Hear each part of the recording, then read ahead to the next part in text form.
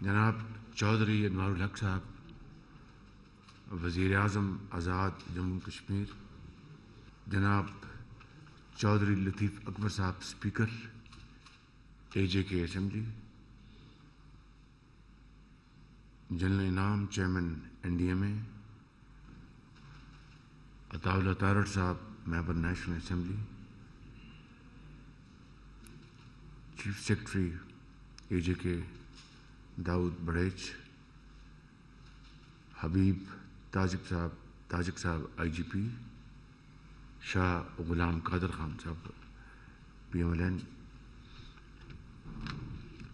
Colonel Waqar Noor senior minister A J K, اور میرے انتہائی قابل احترام بزرگوں، بھائیوں بہنوں اور اے جے کے گورنمنٹ آفیسرز اور متعلقہ افسران، السلام علیکم۔ آج میں یہاں پہ آپ کی خدمت میں حاضر ہوا ہوں ایک ایسے موقع کے اوپر جب قدرتی آفت سے آزاد جموں کشمیر کے 8 ہمارے بھائی شہید ہو گئے اور اللہ کے پیارے ہو گئے، اور اس کے ساتھ درجنوں افراد ہمارے بھائی اور بہن وہ زخمی ہوئے۔ یہ انسانی بس سے باہر ہے، یہ اللہ تعالیٰ کا نظام ہے، اور اس کی رضا پر ہم سر جھکانے کے علاوہ ہمارے پاس کوئی اور راستہ نہیں کہ مرحومین کے لیے ہم یہ سب صدقے دل سے دعا کریں کہ اللہ تعالیٰ ان کو جنت الفردوس میں جگہ عطا فرمائے اور زخمیوں کو جلد سے جلد ان کو صحت کاملہ عطا فرمائے۔ میں آج یہاں پر آپ کے ساتھ، آپ کے خاندان کے افراد کے ساتھ پوری قوم کی طرف سے اور وفاقی حکومت کی طرف سے اظہار تعزیت کرنے آیا ہوں، اظہار افسوس کرنے آیا ہوں، اور یہ آپ کو یقین دلانے آیا ہوں کہ گو کہ جو اس دنیا سے چلے گئے، آپ کے پیارے بچڑ گئے، وہ تو اب واپس نہیں آئیں گے، یہ اللہ کا نظام ہے، لیکن آپ کے ساتھ حکومت وقت آزاد جموں کشمیر کی چودھری انوار الحق صاحب اور وفاقی حکومت، آپ کے ساتھ ہم مکمل طور پر آپ کے ساتھ اس مصیبت وقت کھڑے ہیں، اور انشاءاللہ اے جے کے جو پرائم منسٹر ہیں، بڑے ماشاءاللہ بڑے انرجیٹک پرائم منسٹر ہیں، مجھے انہوں نے بریف کیا آپ کو جو انہوں نے امداد ابھی تک مہیا کی ہے، تو ان کے ساتھ مل کر انشاءاللہ ہم جب تک آپ اپنے گھروں میں دوبارہ بحال نہیں ہو جاتے، ہم اس وقت تک چین سے نہیں بیٹھیں گے۔ جو آج جو اموات ہوئی ہیں ان کے ہم نے چیکس تقسیم کر دیے وفاق کی طرف سے 20 لاکھ روپے فی کس، لیکن یہ اس کا ذکر کرنا بھی معیوب ہے بھی اور کرنا بھی نہیں چاہیے، کیونکہ زندگی میں یعنی انسان کی زندگی کی کوئی قیمت نہیں، انمول ہوتا ہے، لیکن چونکہ دنیا میں رہنا ہے، گزر اوقات کرنا ہے، آپ نے یقیناً عمر بھر آپ اپنے پیاروں کو یاد کرتے رہیں گے، لیکن ان کے بچوں نے جو یتیم ہو گئے ان کو آپ نے پالنا ہے، پڑھانا ہے، قابل بنانا ہے، تو یہ حکومت وقت کی ذمہ داری ہے کہ وہ آپ کے ساتھ اس وقت پوری طرح کھڑی ہو اور بغیر کسی تاخیر کے وہ آپ کی جو بھی معاونت ہو سکتی ہے وہ کر سکے۔ لہٰذا اس کے علاوہ جو آپ کی جو میں نے عرض کی کہ 20 لاکھ روپیہ جو اللہ تعالیٰ کو پیارا ہو گیا، جو زخمی ہیں ان کے لیے ہم نے 5 لاکھ روپیہ فکس کیا ہے. اس میں یہ کوئی قید نہیں ہے کہ کس کو کم چوٹ لگی ہے کس کو زیادہ چوٹ لگی ہے. وہ بالکل برابری کے حساب سے 5 لاکھ روپیہ وہ آپ کی خدمت میں حاضر کیا جائے گا. اسی طریقے سے جو مکانات ہیں جو مکمل طور پر تباہ ہو گئے ہیں ان کو وفاق کی طرف سے 7 لاکھ روپیہ معاوضہ دیا جائے گا، اور جو جزوی مکانات تباہ ہوئے ہیں ان کو 3.5 لاکھ روپیہ معاوضہ دیا جائے گا. یہ ایک منصفانہ نظام کے تحت اس کی باقاعدہ مجھے یقین ہے کہ وزیر اعظم صاحب پوری اپنا ہر چیز ٹیلی کر رہے ہیں، اور اس کی ساری اپنا جو بھی موقع کے اوپر صورتحال ہے اس کو ان کا جو افسران ہیں وہ کر رہے ہوں گے. ہماری طرف سے وفاق کی طرف سے NDMA جنرل انعام یہاں پر موجود ہیں. تو یہ مل کر یہ ہماری جب یہ مکمل ہو جائے گی تاکہ انصاف کی بنیاد پر کسی کا حق مارا نہ جائے اور کسی کو کسی بھی بنیاد پر جو وسائل ہیں جو کہ ان کو حق نہیں تھا ان کو دے دیے جائیں. تو اس میں جناب وزیر اعظم کی خدمت میں عرض کروں گا کہ اپنا NDMA کے ساتھ مل کر یہ ہم ساری سروے مکمل ہو جائے. تو اس میں AJK نے جو اس میں حصہ ڈالنا ہے بہت آپ کی مہربانی ہوگی. وفاق کی طرف سے جس طرح میں نے عرض کیا کہ 7 لاکھ روپیہ مکمل گھر کا اور 3.5 لاکھ روپیہ جو جزوی گھر تباہ ہوا ہے اور 5 لاکھ روپیہ جو زخمی ہیں. آج تاریخ ہے 8 مارچ انشاءاللہ. تو رمضان شریف کی آمد ہے. تو 13 مارچ کو انشاءاللہ یہ تمام رقوم گھروں کے نقصانات کی جزوی ہو یا مکمل ہو یہ سروے کے بعد یہ آپ کی خدمت میں آپ کے گھروں میں ان کو پہنچوا دیا جائے گا. اسی طرح جو زخمیوں کی امداد ہے جو باقی رہ گئے ہیں ان کی بھی امداد آپ کے گھروں میں یہ 13 مارچ کو پرائم منسٹر صاحب یہ ذرا اس کو نوٹ کر دیجیے گا جان صاحب. تو 13 مارچ کو یہ انشاءاللہ یہ آپ کے گھروں میں یہ امداد پہنچ جائے گی. مجھے پرائم منسٹر صاحب نے ایک بڑا جائز ایک مطالبہ کیا ہے کہ چونکہ یہ سارا پہاڑی سلسلہ ہے پاکستان کا ایک جزو لا ينفک ہے آزاد جموں کشمیر خوبصورت ترین علاقہ ہے لیکن برفیں پڑتی ہیں بارشیں ہوتی ہیں لینڈ سلائڈنگ ہوتی ہے. تو ان کے جو ایشو اور بڑا جائز ایشو ہے کہ جہاں پر بہت ایکسٹریم ایمرجنسی ہے وہاں پر کوئی طریقہ نہیں ہے پہاڑی سلسلہ ہے راستہ نہیں ہے ٹوٹ گیا ہے تو کس طرح وہاں سے ایویکیویٹ کیا جائے گا جو وہاں پر مصیبت میں گھرے ہوئے ہیں. بڑی جائز بات انہوں نے مجھ سے کی. بھارت جو ماضی میں ہوا اس میں جانے کی ضرورت نہیں ہے. تو میں سمجھتا ہوں کہ NDMA کو ہم آپ کو یہ ہیلی کاپٹر آپ کے پاس ایمبیڈ کریں گے تو جو ہی خدا نخواستہ اس کی ضرورت ہوگی تو آپ فوراً ان کو مہیا کریں گے. تو یہ اس کا میں آج اعلان کر رہا ہوں اور انشاءاللہ اس کی بہت جلد آپ جن صاحب اس کو پروکیورمنٹ کر لیں اور وہ ہیلی کاپٹر ان علاقوں کے لیے خاص طور پر جہاں پر ایک اچانک کوئی تودہ گرا یا کوئی اور ٹورنچل رینز ہوئیں تو ان کو کون جا کے وہاں سے ایویکیوٹ کرے گا. وہ تو پہلے انتظار کریں گے کہ بھئی وہاں پر تو اس دوران بیچارہ جو بچ سکتا ہے وہ نہ بچے جس کو امداد پہنچ سکتی ہے نہ پہنچ سکے.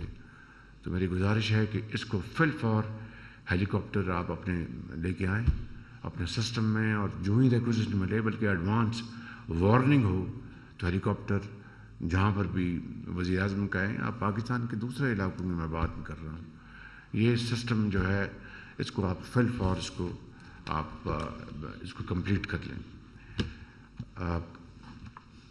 جموں کشمیر پاکستان کی شہرگ ہے، اور یہی حضرت قائد اعظم نے فرمایا تھا، اور پاکستان کے عوام، ہمارے یہاں پر بھائی بہن مشکل کی اس گھڑی میں اپنے آپ کو اکیلا نہیں پائیں گے، اور میں اپنے کشمیری بھائیوں اور بہنوں کو میں یقین دلاتا ہوں کہ وہ جو میں نے جو یہاں پر اعلانات کیے ہیں وہ انشاءاللہ اس کی تکمیل وہ جو تاریخیں ان کے اوپر انشاءاللہ مکمل ہو جائے گی، تاکہ آپ پھر اپنے گھروں کی تعمیر کر سکیں اور گھروں میں دوبارہ آباد ہوں۔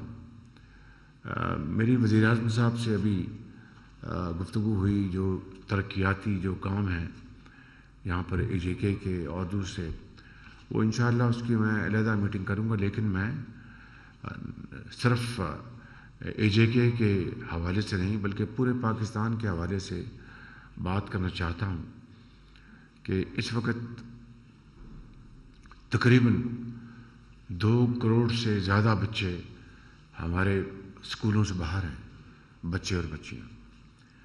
ان کی اگر اسکولوں کی تعمیر کے لیے انتظار کرنا پڑے گا تو جتنی رقم درکار ہے اور جتنا وقت درکار ہے، وہ بچے بیچارے اپنی جو تعلیم کے حصول کی جو ان کی جو موقع ہے وہ کھو بیٹھیں گے۔ تو اس کی جو میک شفٹ ارینجمنٹ، یعنی اس کا متبادل کیا ہو سکتا ہے، وہ میں انشاءاللہ وہاں پر اسلام آباد میں اپنے باقی جو صوبائی حکومتیں ہیں ان کی مشاورت کے ساتھ میں بات کروں گا۔ لیکن جو فل فور جو ایک ذہن میں آتا ہے، مساجد میں ان بچوں اور بچیوں کو حکومت وقت وہ ان کی تعلیم کے لیے وہاں پر انتظام کرے، اور وہاں پر یہ بچے اور بچیاں پڑھیں لکھیں۔ اس سے مساجد جو ہیں وہ جو پہلے ہی اللہ کے گھر ہیں وہاں پر برکت پڑے گی، اور یہ بچے اور بچیاں وہاں پر تعلیم حاصل کر سکتے ہیں۔ اسی طریقے سے اور بھی جو بڑے چیلنجز ہیں، کل میں نے اسلام آباد میں اپنی تقریر میں نے بتایا، ابھی مجھے بتا رہے تھے جو روڈ نیٹ ورک ہے، جو کچھ فیسیبلٹیز مکمل ہو گئی ہیں، اور اس کے بغیر یقیناً اگر مواصلاتی نظام ہمارا پاکستان کا، اے جے کے کا، صوبوں کا، گلگت بلتستان کا، وہ اگر روبسٹ نہیں ہوگا، وہ اگر ایک ایفیشنٹ نہیں ہوگا، تو کس طرح اپنا آپ کی کمیونیکیشن، آپ کی ٹریڈ، آپ کے دوسرے جو ضروریات وہ پوری ہوں گی۔ اس کے لیے سرمایہ چاہیے۔ میں یہاں پر یہ بتانا چاہتا ہوں کہ اس وقت پاکستان کی جو ٹیکسوں سے آمدن ہے، اور پورے ہمارے جو اس وقت اس سال کا جو تخمینہ ہے 2023-24 کا، وہ 12 کھرب روپے ہے۔ آپ کو بہت دکھ بھی ہوگا اور بہت افسوس بھی ہوگا کہ جو ٹیکس دیتے ہیں یہ، اور اسی شمار میں جو لوگ ٹیکس جن کو دینا چاہیے وہ رقم اس سے کہیں زیادہ ہے، اور جو کہ خزانے میں نہیں آتی، اور وہ ٹیکس چوری ہوتی ہے۔ اس تفصیل میں نہیں جا رہا، آپ سب اچھی طرح جانتے ہیں کہ یہ ایک مافیا ہے، یہ ایک بہت بڑا یہ ایک چیلنج ہے جو کہ پاکستان کی معاشی جڑوں کو 76 سال سے کاٹ رہا ہے۔ اگر وسائل نہیں ہوں گے، اسکول کہاں سے بنائیں گے؟ وسائل نہیں ہوں گے، ہسپتال کہاں سے بنائیں گے؟ وسائل نہیں ہوں گے تو یہ قدرتی آفات کا مقابلہ کس طرح کریں گے؟ وسائل نہیں ہوں گی تو اپنے نوجوان بیٹیوں اور بیٹوں کو ہم جدید تعلیمی جو ان کو ہتھیار ان کے ہاتھ میں کہاں سے دیں گے؟ کس طرح ان کو آئی ٹی ایکسپرٹ بنائیں گے؟ کس طرح ان کو جاب کریٹر بنائیں گے؟ یہ وہ چیلنجز ہیں جو آج پوری قوم کو جس کا سامنا ہے۔ اور اگر ہم نے، اب دیکھیے کہ میں آپ کو عرض کر رہا ہوں، یہ بالکل میں آپ کو بالکل صحیح بتا رہا ہوں کہ تنخواہیں جو وفاق کی ہیں وہ بھی ادھار سے ہم ان کو پے کرتے ہیں. وفاق کی جو چائے کا کپ بھی کسی منسٹری میں کو پیتا ہے وہ بھی ادھار کا ہے. تو یہ 76 سالہ ادھار کی زندگی یہ کب تک چلے گی؟ اٹ کی ناٹ سسٹین، اٹس ایدر اور. اس لیے میں سمجھتا ہوں کہ وقت آ گیا ہے کہ ہم اٹھ کھڑے ہوں اور بڑے بڑے فیصلے کریں. وہ کڑوے فیصلے ان کے لیے ہوں گے جو اشرافیہ ہے، مگر اس کا فائدہ کن کو ہوگا؟ جو عام آدمی ہے، جو کروڑوں لوگ اس ملک میں بستے ہیں، جن کو روزگار چاہیے، ان کے بچوں کو تعلیم چاہیے، ان کو بچوں کو علاج چاہیے، ان کو بچوں کو سیکیورٹی چاہیے، جابس چاہیے.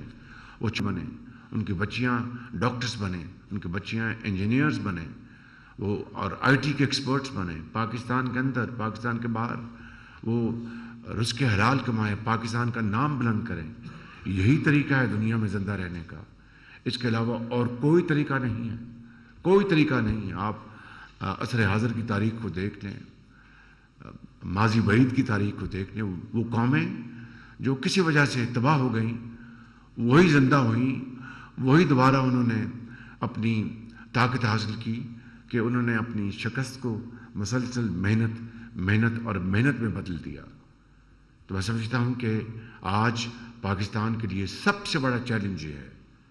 زراعت دیکھیے اللہ تعالیٰ نے کتنی زرخیز زمین دی ہے. یہ جو آپ کا آزاد جموں کشمیر ہے، معدنیات ہیں، کیا خوبصورت علاقے ہیں. کیا کچھ آپ یہاں نہیں کر سکتے؟ کیا کچھ نہیں کر سکتے؟ وہ دنیا کے ممالک دیکھیں جہاں پر رمل ہے، رمل یعنی ریت، اس کو انہوں نے ایک بنا دیا، خوشحالی کا ایک مینار بنا دیا. آپ گلف سٹیٹس دیکھ لیں، آج سے 50 سال پہلے وہ رمل تھی. آپ دیکھیں کہ وہاں پر ترقی کی دوڑ میں کتنے آگے نکل چکے ہیں. تو یہ کیا ہے؟ یہ ویژن ہے، یہ کمٹمنٹ ہے، اور یہ فیصلہ کہ ہم نے دن رات محنت کرنی ہے، دن رات محنت کرنی ہے ایمانداری سے. قوم کو ہم نے یکسو کرنا ہے. ہم نے نفرتوں کے بجائے محبتوں کے پھول وہ نچھاور کرنے ہیں. ہم نے ذاتیات سے اوپر ہو کر اپنی پسند ناپسند کو دفن کر کے پاکستان کے عظیم تر مفاد کی خاطر ہم اکٹھے ہوں.